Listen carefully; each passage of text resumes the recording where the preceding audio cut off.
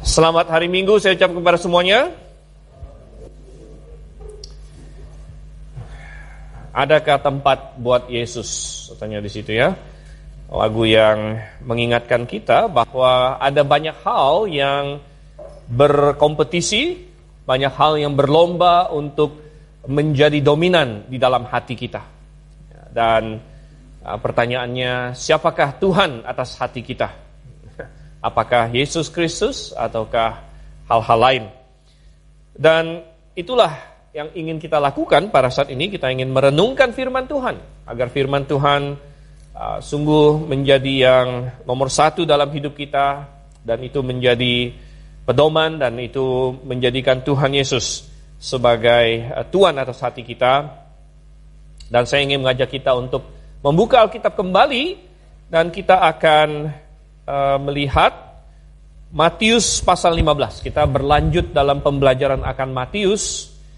Matius pasalnya yang ke-15. Terakhir kita sudah membahas sampai ayat yang ke-28, yaitu Tuhan Yesus menyembuhkan anak seorang perempuan Kanaan. Seorang perempuan Kanaan yang Tuhan uji iman dia. Namun perempuan ini menunjukkan bahwa dia sungguh percaya kepada Yesus, dan Tuhan memberikan apa yang dia minta ya. Sekarang kita akan melihat ayat yang ke-29, Matius 15 ayat 29, dan kita akan membacanya sampai pasal 16 ayat yang keempat. Jadi kita melompati batasan pasal di sini, tapi tidak apa-apa. Matius pasal 15 ayat 29, kita akan lanjutkan nanti sampai dengan pasal 16 ayat yang keempat. Kita baca silih berganti. Saya akan mulai ayat 29, jemaat ayat 30, demikian seterusnya sampai nanti pasal 16 ayat yang keempat. Oke? Kalau sudah dapat saya akan mulai. Demikian firman Tuhan. Setelah meninggalkan daerah itu, Yesus menyusur pantai Danau Galilea dan naik ke atas bukit lalu duduk di situ.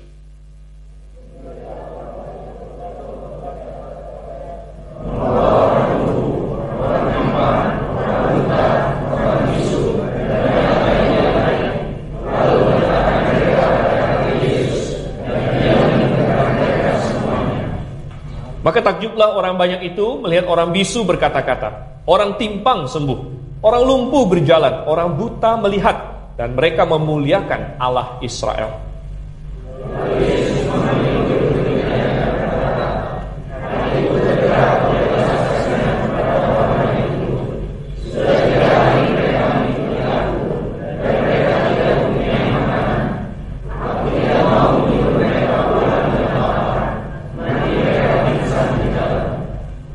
Kata murid-muridnya kepadanya, bagaimana di tempat sunyi ini kita mendapat roti untuk mengenyangkan orang banyak yang begitu besar jumlahnya?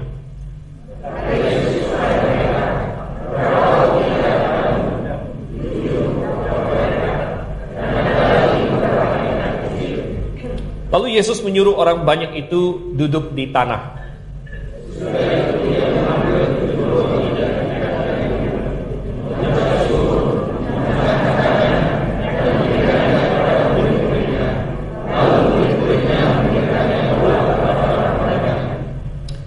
Dan mereka semuanya makan sampai kenyang. Kemudian orang mengumpulkan potongan-potongan roti yang sisa, 7 bakul penuh.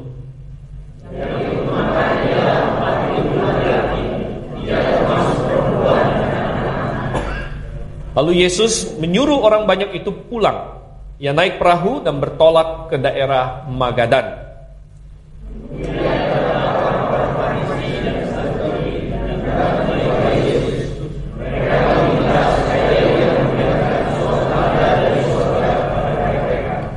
Tetapi jawab Yesus, pada petang hari karena langit merah, kamu berkata hari akan cerah. Dan pada pagi hari karena langit merah dan teredup, kamu berkata hari buruk. Rupa langit kamu tahu membedakannya, tetapi tanda-tanda zaman tidak.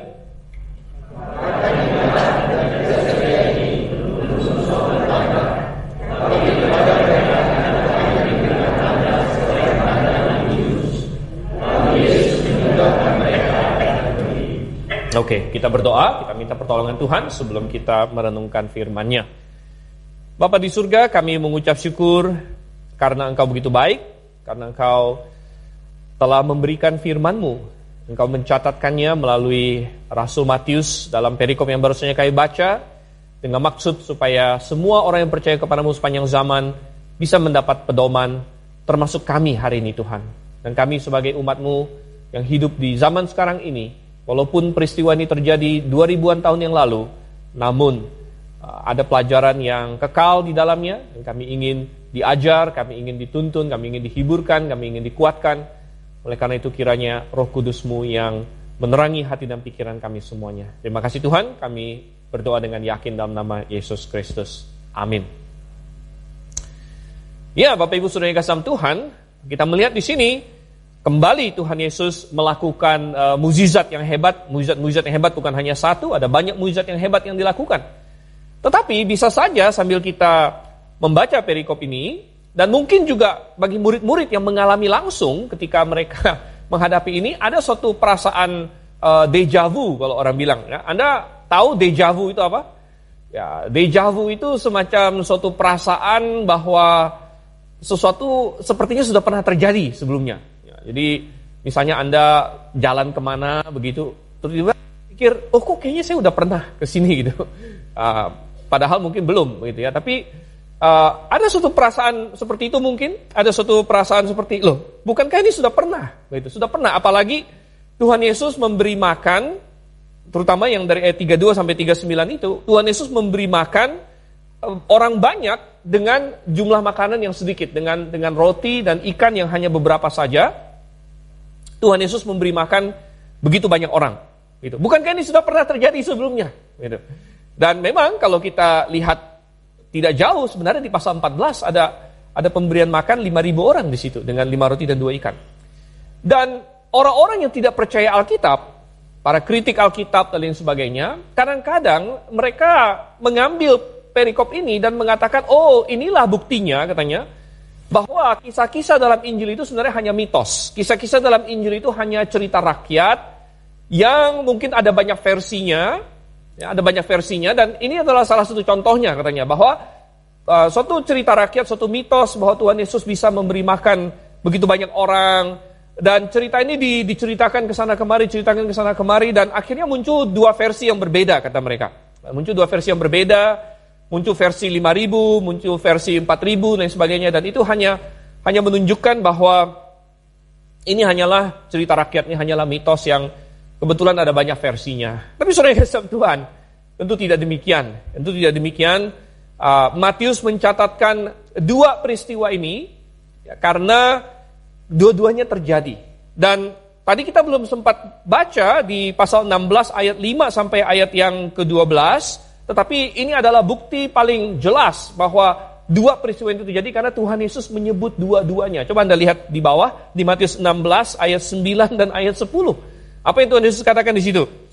Matius 16 ayat 9 dan 10, belum juga kamu mengerti, tidak kamu ingat lagi akan 5 roti untuk 5.000 orang itu dan berapa bakul roti kamu kumpulkan demikian, kemudian ayat 10-nya, ataupun akan 7 roti untuk 4.000 orang itu dan berapa bakul kamu kumpulkan kemudian. Jadi Tuhan Yesus menyebut 2 peristiwa ini sebagai 2 peristiwa yang terpisah, dan ini adalah suatu bukti yang tidak terbantahkan bahwa ini bukan orang salah ingat atau salah kutip tentang cerita rakyat tertentu sehingga ada 2 versi dan sebagainya. Tapi memang 2 kali terjadi. Memang ini 2 kali terjadi, saudara yang kasih Tuhan. Tetapi apakah itu sesuatu yang sama? Apakah itu sesuatu yang berbeda? Yang penting adalah iman dan kepercayaan kita. Dan itu menjadi tema atau judul khotbah saya hari ini. Berbeda ataupun sama, yang penting percaya. Ini menjadi judul saya. Apa maksudnya saudara yang kasih Tuhan? Kita akan belajar. Poin pertama adalah kita mau belajar dari perbedaan antara peristiwa pemberian makan 4.000 orang dengan peristiwa pemberian makan 5.000 orang. Jadi kita belajar dari perbedaan mereka dulu. Yang pertama ya. Apa saja perbedaannya? Karena ini 2 peristiwa yang berbeda. Nah, ini bisa menjadi soal cerdas cermat Alkitab. Nah, baru beberapa minggu yang lalu ada cerdas cermat Alkitab anak-anak, gitu kan? Nah, mungkin suatu hari Anda ikut cerdas cermat Alkitab juga mungkin. Dan kadang-kadang Anda ditanya, apa bedanya Tuhan Yesus kasih makan 5.000 orang dengan 4.000 orang? Oh, ada beberapa perbedaan. Ada perbedaan-perbedaan yang sebenarnya muncul di sini. Pertama, tentu jumlah orangnya saja sudah berbeda. Yang satu 5.000 orang, tidak terhitung perempuan dan anak-anak. Kemudian yang di pasal 15 di sini dikatakan 4.000 orang juga tidak termasuk perempuan dan anak-anak. Jadi jumlahnya berbeda ya, 5.000, 4.000. Kemudian apa lagi yang berbeda? Materi dasarnya berbeda. Ya, kalau kita ingat yang di 5.000 yang lebih terkenal, Tuhan Yesus memakai 5 roti dan 2 ikan. Ya, sedangkan yang di 4.000 orang ini Tuhan Yesus memakai 7 roti dikatakan. Dan ada ikan. Ada beberapa ikan tapi tidak disebutkan jumlah ikannya. Hanya dikatakan beberapa ikan kecil. Nah, jadi jumlah orangnya berbeda, materi modal dasarnya berbeda. Apalagi yang berbeda? Kita melihat sirkumstansinya juga sedikit berbeda. Coba kita perhatikan ayat yang ke-32 dikatakan di sini. Ayat yang ke-32. Lalu Yesus memanggil murid-muridnya dan berkata, hatiku tergerak oleh belas kasihan kepada orang banyak itu, sudah 3 hari mereka mengikuti aku. Jadi dalam pemberian makan 4.000 orang ini, mereka sudah ikut Yesus 3 hari. 3 hari, itu udah kayak retret begitu. Kayak retret atau kayak blok kelas gitu ya. Kayak blok kelas, dan mungkin mereka bawa makanan selama ini. Ya, mungkin mereka bawa bekal, dan itu sudah mereka habiskan hari pertama, hari kedua, dan sudah hari ketiga mereka sudah kehabisan makanan atau entah bagaimana lagi. Ya, tapi intinya sampai dengan 3 hari Tuhan Yesus berkata, aku tergerak oleh belas kasihan karena mereka sudah ikut aku 3 hari dan mereka perlu makan sebelum mereka dibubarkan di sini. Dan ini sedikit berbeda dengan yang pemberian makan 5.000 orang, karena di situ tidak ada indikasi bahwa mereka sudah ikut berhari-hari, melainkan bahwa mereka memang pada satu hari itu datang dan mengikuti Tuhan Yesus pada waktu itu, gitu ya. Jadi perbedaan sirkumstansinya juga sedikit berbeda. Tapi saudara yang kasih Tuhan, mungkin perbedaan yang paling mencolok sebenarnya justru perbedaan yang tidak tertulis secara eksplisit, melainkan harus disimpulkan melalui beberapa data. Yaitu apa? Yaitu bahwa kemungkinan besar orang yang menerima ini juga 2 jenis orang yang berbeda. Di mana pemberian makan 5.000 orang dengan 5 roti dan 2 ikan itu, hampir semua orang dan berdasarkan konteksnya setuju dan sepakat bahwa itu adalah orang-orang Yahudi. Ya, itu adalah orang Yahudi. Tetapi yang diberi makan 4.000 orang ini, ada banyak indikasi bahwa ini kebanyakan bukan orang Yahudi. Kebanyakan ini justru adalah orang-orang non-Yahudi. Dan ada beberapa bukti mengenai itu atau beberapa hal yang mendukung hal tersebut. Yaitu pertama adalah di mana pemberian makan 4.000 orang ini dilakukan. Coba kita selidiki ya, kita mau menjadi detektif, kita mau menyelidiki di sini. Pertama kita lihat ayat yang ke-29 yang tadi, yang pertama kita baca. Ayat 29 dikatakan setelah meninggalkan daerah itu. Meninggalkan daerah mana? Kita harus lihat lagi di perikop sebelumnya.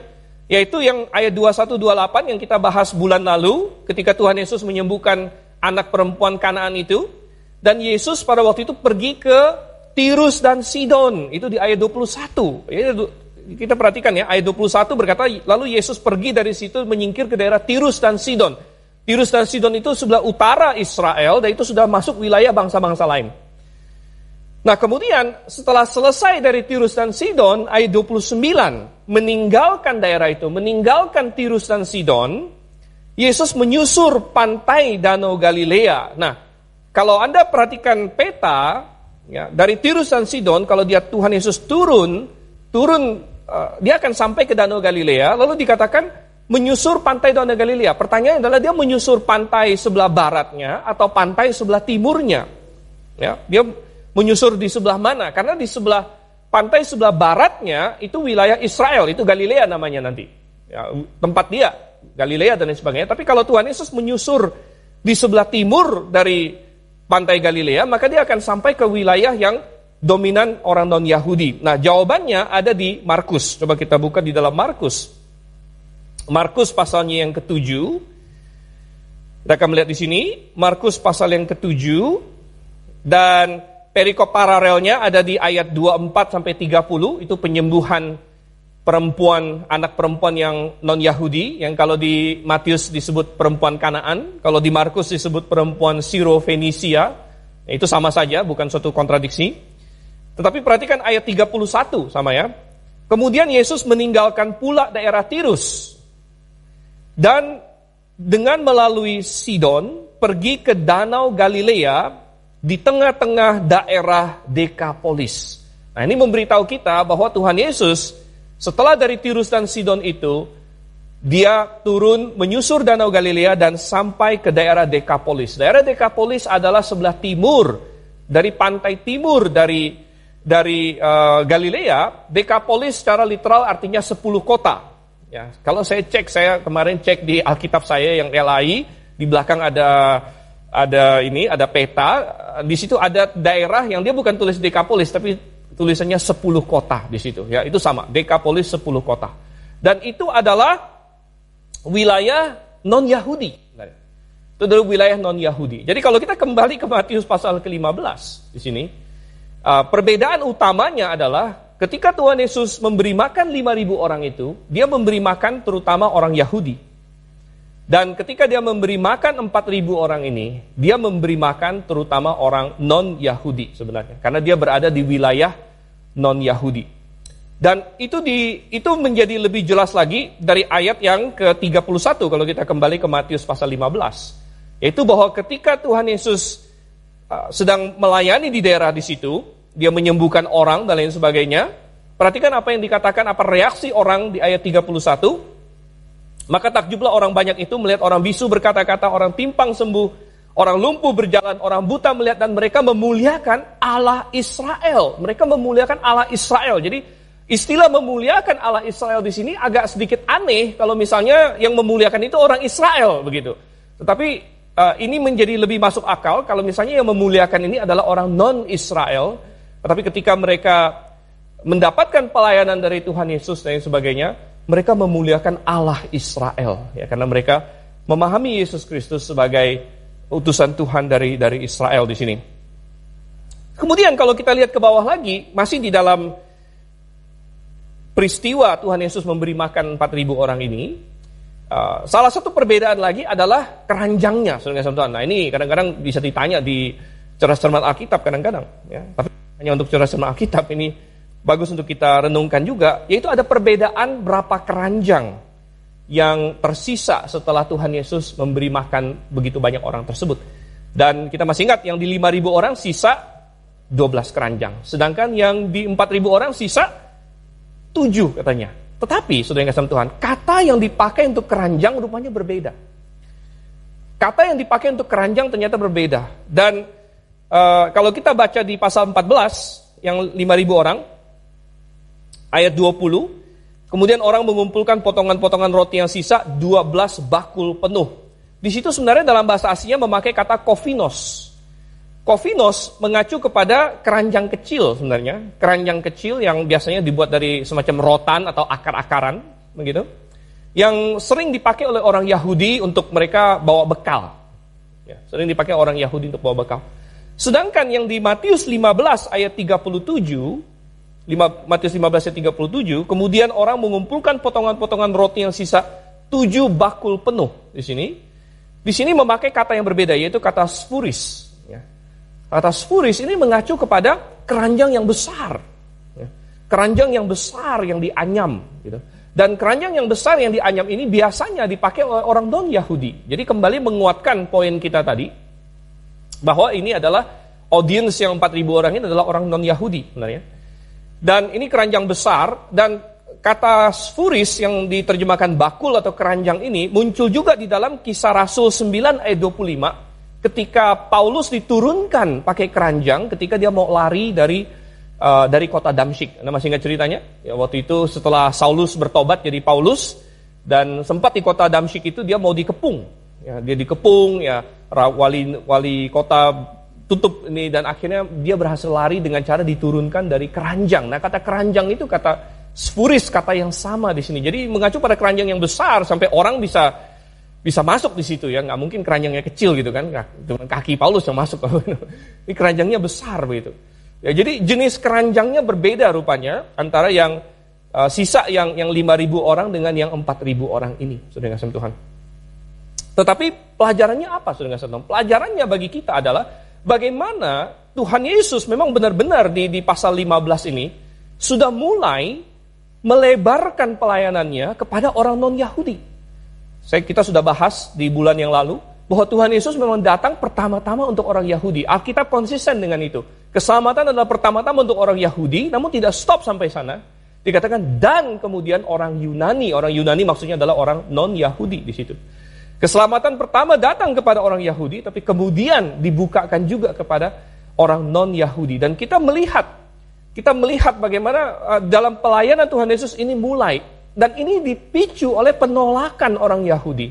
Ketika orang Yahudi menolak Tuhan kita, ketika mereka secara nasional, ya, bahkan Yesus membuat mukjizat, mereka berkata, ini adalah Beelzebub, ini kuasa Beelzebub. Dan kemudian mereka menolak Yohanes sebagai pendahulu Tuhan Yesus dan sebagainya. Dan Tuhan kita tahu, bangsaku, ya, bangsa pilihan menolak Mesias mereka sendiri. Sehingga program Tuhan tidak gagal karena Tuhan sudah punya rencana juga untuk itu. Ya, Tuhan sudah punya rencana bahwa Injil sekarang mulai dibukakan kepada bangsa-bangsa lain. Ya, dan ini menyatakan kepada kita bahwa memang Tuhan mengasihi semua bangsa. Dan memang Tuhan akan menyediakan keselamatan bagi semua bangsa. Ya, dan ketika Tuhan Yesus memberi makan, ini adalah satu hal yang signifikan. Karena makanan adalah kebutuhan pokok manusia. Makanan adalah sesuatu yang kita butuhkan. Kalau kita tidak makan, kita akan mati. Oleh karena itu Tuhan berkata, akulah roti hidup. Akulah roti yang dari sorga. Kalian datang mencari makanan fisik daripadaku, tapi aku ingin memberikan jauh-jauh lebih daripada makanan fisik. Aku ingin memberikan makanan rohani. Kamu membutuhkan makanan fisik untuk bisa hidup secara fisik. Namun aku ingin memberikan makanan rohani supaya kamu bisa hidup yang kekal. Dan saudara kasih Tuhan, oleh karena itu, memang Tuhan Yesus memberikan makan secara fisik. Namun pelajaran yang dia ingin tarik adalah, yang dia ingin kita semua tahu adalah, dia adalah roti hidup. Aku memberikan makanan rohani. Ini yang jauh lebih penting. Dia memberikan keselamatan. Dan keselamatan itu, dia bukan hanya untuk orang Yahudi saja. Tetapi juga untuk kita semua dan puji syukur karena kita di sini tidak ada yang Yahudi. Ada yang Yahudi di sini? Kita di sini semua non-Yahudi. Ya, dan Tuhan telah membukakan pintu itu dan dia sudah membukakan Injil seluas-luasnya. Dia memberi makan kepada orang non-Yahudi juga dan dia memberikan keselamatan kepada orang non-Yahudi juga. Saudara Tuhan. Itu yang kita pelajari dari perbedaannya. Sekarang kita masuk ke yang kedua. Apa yang bisa kita pelajari dari persamaannya sekarang? Jadi judul khotbah kita adalah berbeda atau sama, yang penting percaya. Sudah nggak sama Tuhan? Apa yang bisa kita pelajari dari persamaan peristiwa ini dengan peristiwa yang Tuhan Yesus kasih makan 5.000 orang itu? Ya, persamaannya adalah bahwa Tuhan Yesus menyediakan kebutuhan mereka. Mereka memiliki suatu kebutuhan. Orang banyak memiliki kebutuhan dan Tuhan Yesus menyediakan. Tuhan Yesus mencukupi kebutuhan mereka. Dan kita sudah lihat ini pertama dalam hal keselamatan tadi. Tuhan kita adalah satu-satunya yang bisa menyediakan keselamatan. Dan oleh karena itu hanya kepada Dialah. Di dalam Kisah Rasul 4 ayat 12 dikatakan di bawah kolong langit ini tidak ada nama lain yang diberikan kepada manusia yang olehnya kita bisa diselamatkan selain nama Yesus Kristus. Itu adalah kebutuhan utama manusia. Tetapi Tuhan juga berjanji untuk memenuhi kebutuhan-kebutuhan kita yang lain, saudara Tuhan. Tuhan berjanji, dia adalah pribadi yang memenuhi kebutuhan. Bukan hanya kita bahkan, dia memenuhi kebutuhan setiap ciptaannya.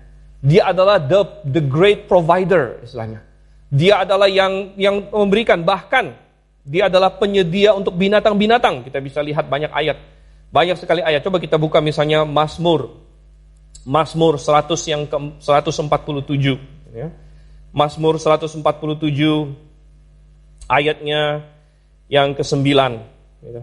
Atau kita mulai dari ayat 7 enggak apa-apa. Mazmur 147 ayat 7. Bernyanyilah bagi Tuhan dengan nyanyian syukur, bermazmurlah bagi Allah kita dengan kecapi. Dia yang menutupi langit dengan awan-awan, yang menyediakan hujan bagi bumi, yang membuat gunung-gunung menumbuhkan rumput. Ayat 9, dia yang memberi makanan kepada hewan, kepada anak-anak burung gagak yang memanggil-manggil. Oh, saudara kasih Tuhan.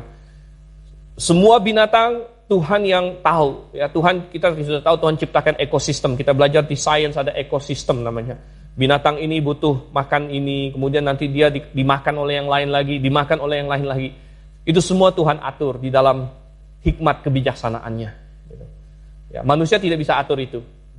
Kadang-kadang kalau melihat dokumentari, singa lagi kejar-kejar rusa, kadang-kadang saya bingung, saya mau mana gitu ya. Saya mau singanya berhasil tangkap rusanya atau rusanya berhasil lari gitu kan. Itu jadi bingung juga gitu ya. Ya tergantung kita sedang membela yang mana begitu. Kadang-kadang lagi, saya bela singanya biar singanya nggak kelaparan gitu kan. Ya, tapi kasihan juga rusanya gitu kan. Rusanya mati gitu, dimakan gitu kan. Dan lain sebagainya. Tapi saudara kasih Tuhan atur semua itu. Tuhan memberikan makanan kepada hewan-hewan. Ya. Tuhan menumbuhkan rumput. Ya. Tuhan menumbuhkan tumbuhan dan Tuhan memberi makan kepada baik karnivor, baik herbivor, ya, baik manusia dan lain sebagainya. Coba kita buka lagi dalam Matius pasalnya yang ke-6. Kita kembali ke Matius, ini sudah lama sekali sudah kita bahas. Mungkin beberapa tahun yang lalu jangan-jangan. Matius pasalnya yang ke-6. Ya. Dari ayat 25, ini sangat indah sekali. Matius pasal 6 ayat yang ke-25. Saya akan bacakan beberapa ayat di sini. Karena itu aku berkata kepadamu, jangan khawatir akan hidupmu, akan apa yang hendak kamu makan atau minum. Dan janganlah khawatir pula akan tubuhmu, akan apa yang hendak kamu pakai. Bukankah hidup itu lebih penting daripada makanan, dan tubuh itu lebih penting daripada pakaian. Ayat 26. Pandanglah burung-burung di langit yang tidak menabur dan tidak menuai, dan tidak mengumpulkan bekal dalam lumbung, namun diberi makan oleh Bapamu yang di sorga. Tuhan mengklaim bahwa burung-burung semua dia yang kasih makan. Hewan-hewan di padang dia yang kasih makan. Dengan ciptaannya, dengan semua pemeliharaan dia. Dan aplikasinya bagi kita adalah ayat 26 terakhir. Bukankah kamu jauh melebihi burung-burung itu? Bukankah kamu jauh melebihi burung-burung itu, katanya. Ayat 27. Siapakah di antara kamu yang karena kekhawatirannya dapat menambahkan sehasta saja pada jalan hidupnya? Oh, saudara yang kasih Tuhan, ini sungguh indah sekali. Coba kita baca terus ya. Ini karena sangat indah. Ayat 28. Dan mengapa kamu khawatir akan pakaian? Perhatikanlah bunga bakung di ladang, yang tumbuh tanpa bekerja dan tanpa memintal. Namun aku berkata kepadamu, Salomo dalam segala kemegahannya pun tidak berpakaian seindah salah satu dari bunga itu. Tuhan mengklaim dia mampu menyediakan pakaian di sini. Dia mampu menyediakan makanan, dia mampu menyediakan pakaian. Jadi jika demikian Allah mendandani rumput di ladang yang hari ini ada dan besok dibuang ke dalam api, tidakkah ia akan terlebih lagi mendandani kamu, hai orang yang kurang percaya? Sebab itu janganlah kamu khawatir dan berkata, apakah yang akan kami makan? Apakah yang akan kami minum? Apakah yang akan kami pakai? Semua itu dicari bangsa-bangsa yang tidak mengenal Allah, akan tetapi Bapamu yang di sorga tahu bahwa kamu memerlukan semuanya itu. Tetapi carilah dahulu kerajaan Allah dan kebenarannya, maka semuanya itu akan ditambahkan kepadamu. Sebab itu janganlah kamu khawatir akan hari besok. Karena hari besok mempunyai kesusahannya sendiri. Kesusahan sehari cukuplah untuk sehari. Oh, saudara kasih Tuhan, luar biasa sekali pelajaran ini. Tuhan kasih makan 5.000 orang, Tuhan kasih makan 4.000 orang. Ada perbedaannya, tapi ada persamaannya. Persamaannya adalah Tuhan menunjukkan dia mampu mencukupi kebutuhan kita. Dia mampu mencukupi apa yang kita perlukan. Oh, Tuhan Yesus, ya. Tuhan Yesus berkata bahwa dia mengajarkan murid-muridnya berdoa, Tuhan Bapa di sorga, berikanlah kepada kami roti kami untuk hari ini. Our daily bread, katanya. Berikanlah kepada kami roti atau makanan. Karena orang Israel makanan utamanya roti. Kalau kita nasi mungkin. Berikanlah kepada kita nasi kita untuk hari ini. Roti kita untuk hari ini. Tapi saudara yang kasih Tuhan, kebanyakan dari kita tidak bermasalah dengan nasi sehari-hari. Ya, kebanyakan dari kita bahkan tidak bermasalah dengan itu. Kebanyakan dari kita yang kita pikirkan bukan nasi hari ini, tapi gadget terbaru. Handphone selanjutnya dalam seri iPhone 14 Pro, sudah kasih Tuhan, ya. Atau tablet yang baru, atau motor yang baru, atau mobil yang baru, atau baju seri terbaru dan sebagainya. Kebanyakan dari kita tidak bermasalah dengan roti hari ini bahkan. Dan bagaimana kita bisa berkata bahwa Tuhan tidak memenuhi kebutuhan saya? Kita harus percaya bahwa Tuhan mampu untuk mencukupi kebutuhan kita. Dan Tuhan melakukan itu dengan banyak cara di dalam Alkitab. Tuhan memakai banyak sekali cara. Kita bisa melihat banyak sekali contoh. Orang Israel, Tuhan penuhi kebutuhannya dengan cara apa? Dengan cara mana. Itu satu cara Tuhan pakai. Pagi-pagi mereka bangun, melihat mana di padang gurun. Elia, bagaimana cara Tuhan memenuhi kebutuhan dia? Dengan memakai burung gagak. Jadi cara Tuhan beda-beda. Ada yang pakai mana, ada yang pakai burung gagak. Ada janda yang minta tolong kepada Elisa. Dan Tuhan jaga dia dengan cara apa? Dengan cara memberikan dia minyak untuk dia jual. Dan kemudian di perjanjian baru kita melihat Tuhan Yesus kasih makan dengan 5 roti dan 2 ikan, dengan 7 roti dan beberapa ikan kecil. Ada banyak cara Tuhan bisa menjaga kita. Tetapi ada beberapa hal yang harus kita ingat. Nomor 1, bukan berarti bahwa kita tidak berusaha. Bukan berarti bahwa kita tidak berusaha. Makanya ketika Tuhan kasih mana kepada orang Israel, Tuhan tetap suruh pagi-pagi setiap orang Israel harus bangun pagi-pagi kumpulkan mana itu. Dan rupanya, saya nggak ngerti juga, mana ini sangat spesial. Tuhan bilang makanan malaikat. Gitu. Rupanya kalau ada yang bangun kesiangan, siang hari itu mananya sudah hilang, sudah kasih Tuhan. Jadi rupanya itu datang bersama dengan kayak embun gitu. Dan ketika matahari sudah terik, mananya hilang. Jadi kalau ada orang yang berkata, oh Tuhan sudah sediakan, saya akan malas-malasan. Lalu dia bangun kesiangan, gitu, dia keluar, wah mananya sudah hilang.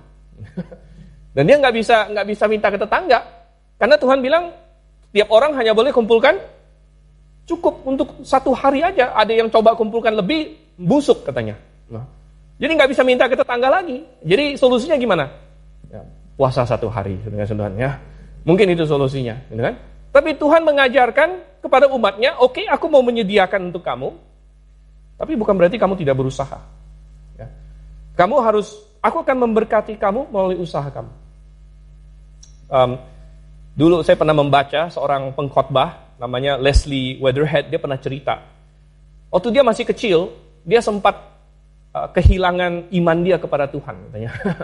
Karena kenapa? Dia bilang, Tuhan ingkar janji. Dia bilang, ya, Tuhan ingkar janji. Karena waktu dia masih kecil, dia masih sekolah, dia ada membaca janji firman Tuhan, bahwa Tuhan akan melakukan apa yang dia minta. Apapun yang kau minta, aku akan berikan padamu. Dia pegang janji Tuhan itu. Lalu besok ada ujian. Ya, dia masih sekolah waktu itu, masih kecil. Lalu dia mengklaim janji Tuhan. Dia bilang, Tuhan, aku minta supaya besok aku akan lulus ujian. Ya. Lalu karena dia sangat yakin dengan janji Tuhan itu, dia tidak belajar sama sekali. Ya. Dia tidak belajar sama sekali. Sehingga besoknya si Leslie muda ini, dia ujian, dan karena dia tidak belajar sama sekali, dia tidak bisa menjawab. Dan dia gagal. Dan dia berkata, Tuhan, engkau sudah berjanji. Ya. Engkau sudah berjanji, dan engkau tidak tepati janjimu. Dan sebagainya. Dan sempat dia bilang, sempat aku kecewa dengan Tuhan. Ya. Namun akhirnya, belakangan, dia menjadi tambah dewasa, dan sebagainya. Belakangan dia menjadi pengkhotbah. Dan dia cerita ini dan bilang, betapa bodohnya saya. Belakangan saya baru sadar bahwa Tuhan sudah menjawab doa saya sebenarnya. Dengan apa? Dengan memberikan kepada saya kecerdasan. Dengan memberikan kepada saya kemampuan untuk belajar. Dengan memberikan kepada saya semua sarana prasarana yang waktu itu saya butuhkan untuk belajar dan untuk lulus sebenarnya. Tuhan sudah berikan itu kepada saya. Itulah cara Tuhan menjawab doa saya. Dengan cara memberikan saya kekuatannya, kepintarannya, memberikan saya sarana dan prasarana untuk melakukan itu. Tetapi saya yang tidak memakainya. Sudah nggak sama Tuhan. Tuhan seringkali akan memenuhi kebutuhan kita. Dengan cara memberikan kita kekuatan, memberikan kita kesempatan, memberikan kita berbagai hal. Sehingga kita bisa mendapatkan apa yang kita perlukan. Tuhan mampu untuk memenuhi kebutuhan kita. Saudara yang kasih dalam Tuhan, ini juga bukan berarti bahwa orang Kristen atau orang percaya tidak akan mengalami kesusahan sedikit pun. Bahwa Tuhan akan memenuhi kebutuhan kita bukan berarti kita tidak akan pernah mengalami misalnya, berarti orang Kristen tidak akan pernah merasa kekurangan, akan pernah berada dalam pencobaan, tidak akan pernah berada dalam kesulitan ekonomi atau sebagainya. Bukan itu yang Tuhan janjikan. Bukan itu yang Tuhan janjikan. Bahwa Tuhan akan memenuhi kebutuhan kita. Ya, berarti bahwa Tuhan akan menyertai kita di dalam semua yang kita lalui itu. Dan kadang-kadang kita akan mengalami yang kita anggap kesusahan. Tapi sekali lagi, yang saya katakan tadi, yang seringkali kita anggap kesusahan itu adalah kita kehilangan hal-hal yang sebenarnya sangat-sangat tersier. Gitu.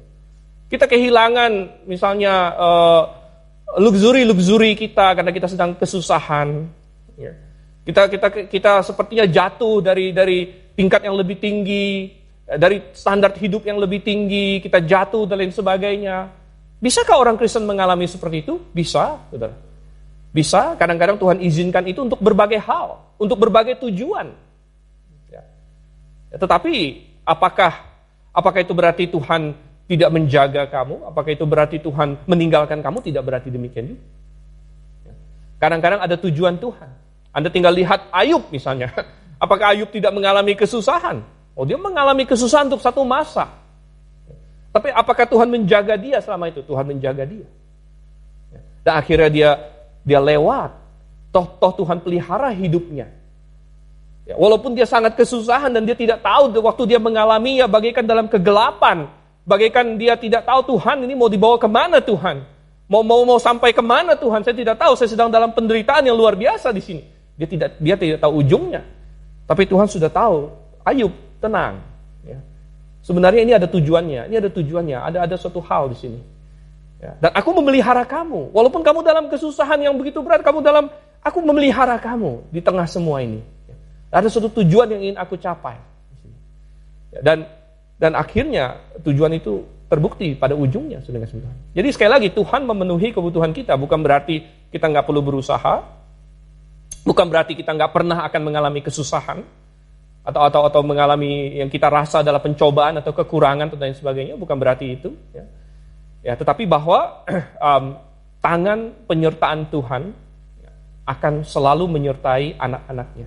Akan selalu menyertai orang-orang yang sungguh-sungguh beriman kepadanya. Sudah yang Tuhan. Ya. Jadi itu adalah pelajaran yang sangat indah sekali dari persamaan itu.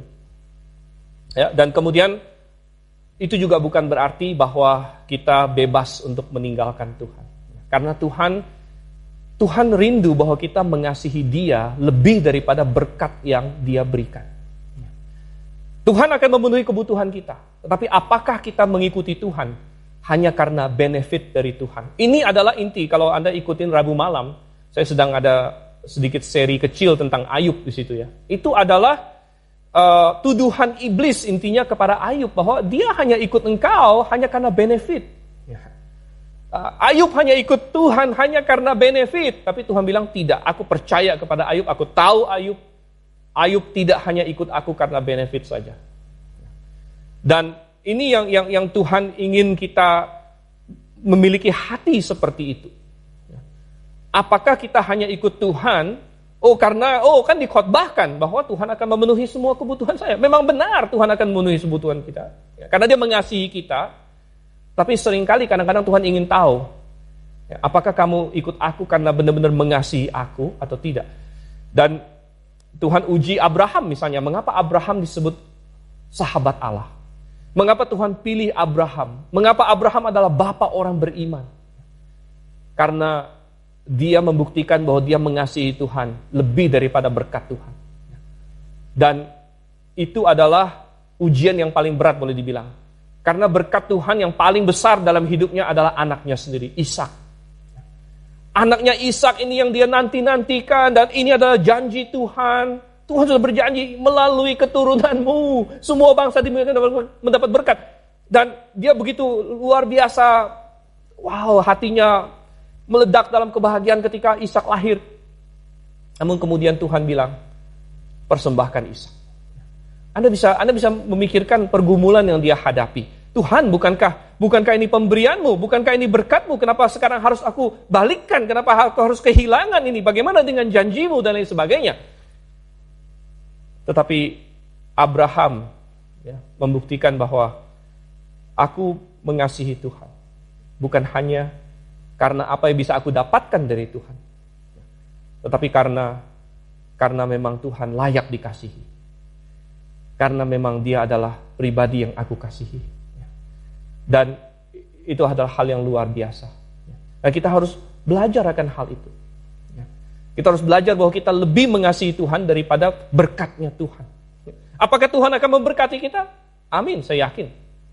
Saya bukan mengajarkan teologi sukses, kita sangat menentang teologi kemakmuran dan lain sebagainya. Tetapi Tuhan akan memberkati orang-orang yang setia kepadanya, orang yang mengasihi dia. Tapi pertanyaannya adalah, apakah kita mengasihi Tuhan lebih daripada berkat Tuhan?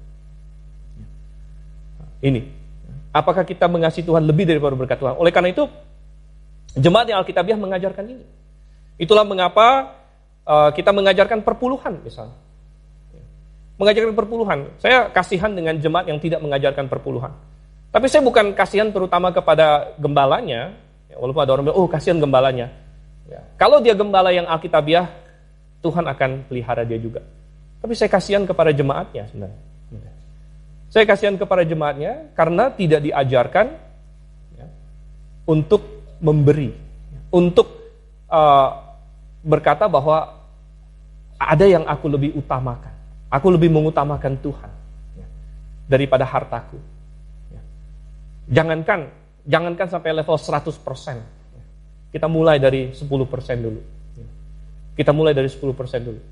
Kemudian kita bisa menambah lagi sesuai dengan pertumbuhan iman kita. Oh, saya mau memberikan lebih dari 10%. Saya mau memberikan 20%, 30%, dan lain sebagainya. Tapi bagaimana kita bisa naik kalau kita tidak mengambil langkah pertama? Dan ini adalah bagaimana kita mengasihi Tuhan. Lebih daripada berkat Tuhan. Oke, saudara kasih Tuhan. Itu adalah poin kedua.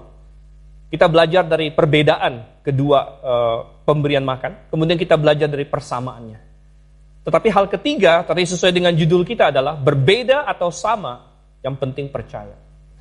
Yang penting percaya. Dan itu kita lihat di pasal 16 ayat 1 sampai dengan 4 sebenarnya. Yang tadi kita baca juga.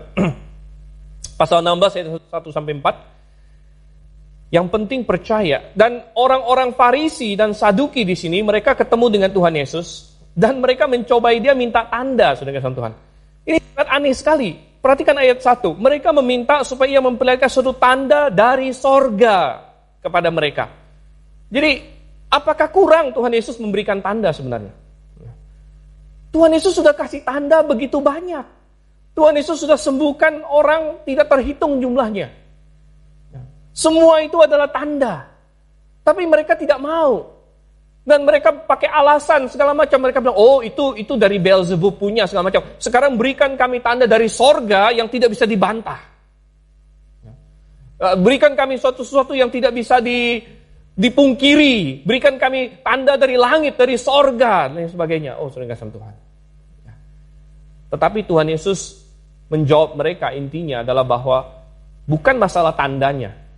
Tapi masalah kamu tidak mau percaya. Kalian tidak mau percaya. Bukan masalah kurang tanda. Tanda sudah banyak diberikan. Dan akhirnya Tuhan kasih ilustrasi. Kamu mau tanda dari sorga. Sorga bahasa aslinya sama dengan langit ya. Kamu mau tanda dari langit? Oke, saya kasih kamu perumpamaan dari langit. Kalau langit merah di sore hari, kamu tahu akan cerah. Kalau langit merah di pagi hari, kamu tahu itu akan hari yang mungkin ada badai. Jadi langit kamu bisa baca. Kamu sekarang minta tanda dari sorga. Ini saya kasih perumpamaan dari langit. Dan intinya adalah bahwa mereka tidak mau percaya. Dan bagi orang yang tidak mau percaya, tidak peduli berapa banyak pun tanda diberikan, dia tidak akan percaya. Karena dia mengeraskan hatinya. Karena dia memilih untuk tidak percaya. Mereka memilih tidak percaya karena mereka ingin mempertahankan kepentingan mereka. Dan mereka iri hati. Mereka iri kepada Yesus. Dan mereka tidak mau menerima pengajaran Yesus. Sehingga mereka tidak percaya siapa dia. Jadi mereka bergerak pada kepentingan mereka sebenarnya. Saudara, hari ini begitu banyak orang. Apa yang mereka lakukan? Bukan mereka tidak punya bukti. Bukan mereka tidak pernah dipaparkan kebenaran. Tetapi karena satu dan lain hal, mereka memilih, mereka tidak mau percaya. Mereka tidak mau menerima kebenaran. Mungkin itu kepentingan. Mungkin itu, mereka sudah nyaman di tempat mereka berada. Mungkin itu hal-hal lain lagi. Tapi mereka memilih untuk tidak mau percaya. Dan saudara kasih Tuhan, tidak peduli berapa banyak pun tanda diberikan kalau begitu. Ya. Perlu berapa? Tuhan Yesus sudah kasih makan 5.000 orang. Sudah kasih makan 4.000 orang. Mau kasih makan berapa banyak lagi baru kamu percaya? Gitu. Mereka bilang minta tanda lagi. Loh, ini tanda apa ini? Ya. Ini apa? Gitu. Maka kasih kami tanda. Sudah begitu banyak tanda. Orang kusta disembuhkan. Orang buta dicelitkan. Orang mati dibangkitkan. Lazarus dibangkitkan. Apa yang kita baca di Yohanes ketika Lazarus dibangkitkan? Mereka bukan percaya, mereka malah pikir bagaimana kita bunuh Lazarus, saudara. Oh, betapa gila. Ya. Mereka bukan percaya, mereka malah berpikir kita mau bunuh Lazarus supaya buktinya hilang. Ini lebih parah dari Sambo, saudara-saudara. Ya. Ya. Lazarus dibangkitkan. Oh, dibilang, supaya orang nggak percaya kita bunuh saja lagi. Gitu. Ya. Loh. Katanya mau cari tanda. Ya. Oleh karena itu, tidak salah yang Tuhan Yesus katakan dalam Lukas 16. Ketika Tuhan Yesus menyingkapkan tentang orang kaya yang mati masuk neraka dibandingkan dengan Lazarus. Dan orang kaya ini berkata, Bapak Abraham, kirimlah Lazarus kepada saudara-saudaraku supaya mereka menjadi percaya. Dan Bapak Abraham bilang apa? Ada pada mereka kesaksian Musa dan para nabi. Nah, orang kaya ini bilang, tidak, mereka tidak percaya itu. Tapi kalau ada orang bangkit dan antara orang mati, mereka percaya. Mereka perlu di shock dengan mukjizat, dikasih tanda. Tapi Abraham bilang apa? Kalau mereka tidak mempercayai kesaksian Musa dan para nabi, mereka tidak akan percaya sekalipun ada orang bangkit dari antara orang mati.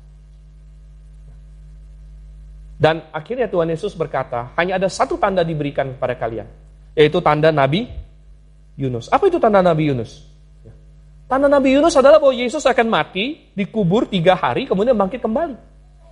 Tanda Nabi Yunus adalah Yesus mati dan bangkit, saudara. Disitulah terletak inti kekristenan bahwa Yesus bangkit dari orang mati. Dan hanya satu ini yang diperlukan sebenarnya. Kekristenan bangkit atau jatuh pada kebangkitan Yesus Kristus. Kalau Yesus tidak bangkit, maka semua percuma. Tapi kalau Yesus bangkit dari orang mati, maka kita harus terima semuanya. Oleh karena itu Tuhan Yesus berkata, hanya satu ini yang diperlukan. Ya. Kalau kamu terima yang satu ini, sudah. Mestinya kamu terima semua yang lain. Ya. Tapi kalau kamu menolak kebangkitan Yesus Kristus, maka tidak ada obat. Tidak ada obat. Kamu sudah menolak intinya. Dan mau ditambahkan semua yang lain pun percuma. Mau dikasih bukti apa lagi? Gitu. Kebangkitan Yesus kamu tolak. Dan sudah ingat dalam Tuhan. Akhirnya orang-orang Yahudi menolak kebangkitan Yesus juga. Padahal mereka tahu persis. Penjaga-penjaga sudah datang dan berkata, ada malaikat turun dan guanya menjadi kosong dan sebagainya. Tapi mereka malah sogok mereka. Sogok. Kamu jangan cerita yang benar. Kamu sebarkan bahwa murid-muridnya datang dan mencuri tubuh itu. Saudara kasih Tuhan, mereka tahu kebenarannya, mereka tahu itu tidak terjadi, mereka tahu ada suatu intervensi ilahi, mereka tahu ada kebangkitan, bahkan mereka sudah was-was akan hal itu, mereka sudah berkata kepada Pilatus, penyesat ini sudah memperingatkan bahwa dia akan bangkit dalam 3 hari. Jadi kasih penjaga, dan kemudian terjadi seperti yang mereka takutkan, namun mereka bukan bertobat. Mereka bukan bertobat, mereka bukan berkata, oh jangan-jangan kita salah ini. Bagaimana orang mati bisa bangkit dan sebagainya. Tapi mereka malah sogok. Yang penting kita tidak kalah. Yang penting kita jangan kalah ngomong sama orang. Yang penting, jadi ingin mempertahankan apa saudara? Mempertahankan kesombongan mereka. Mempertahankan kepentingan mereka. menolak kebenaran. Oh, saudara kasih Tuhan, jangan sampai ada di antara kita yang seperti itu. Bukan hanya masalah keselamatan. Oke, masalah keselamatan. Saya harap semua yang hadir di sini sudah diselamatkan. Tapi bisa jadi ada yang belum. Bisa jadi ada yang karena satu dan lain hal. Karena kesombongan dalam hati Anda.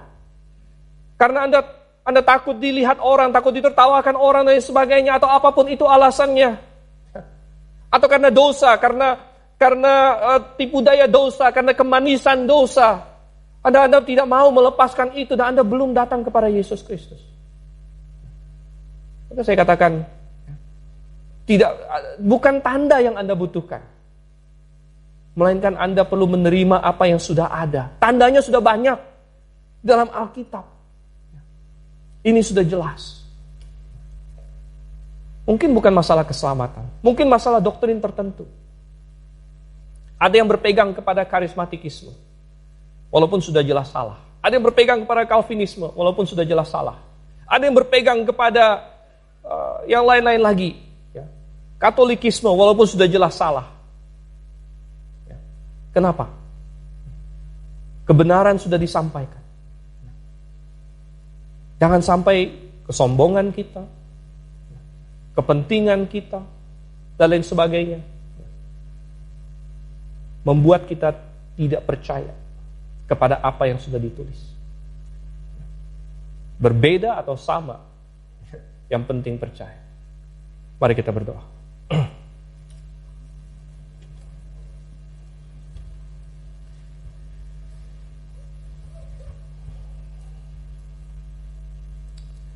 Bapa di surga, Tuhan, sungguh Engkau memberikan kebenaran-Mu kepada manusia. Engkau menyediakan kebenaran-Mu kepada manusia. Dan Engkau memberi makan bukan hanya tubuh kami, tapi jiwa kami dengan apa yang kami perlukan. Bantu kami untuk benar-benar menerimanya. Dan kami mempercayai firman-Mu. Dan hidup kami selaras dengan itu. Pimpin kami Tuhan. Kami berdoa dalam nama Yesus Kristus. Amin.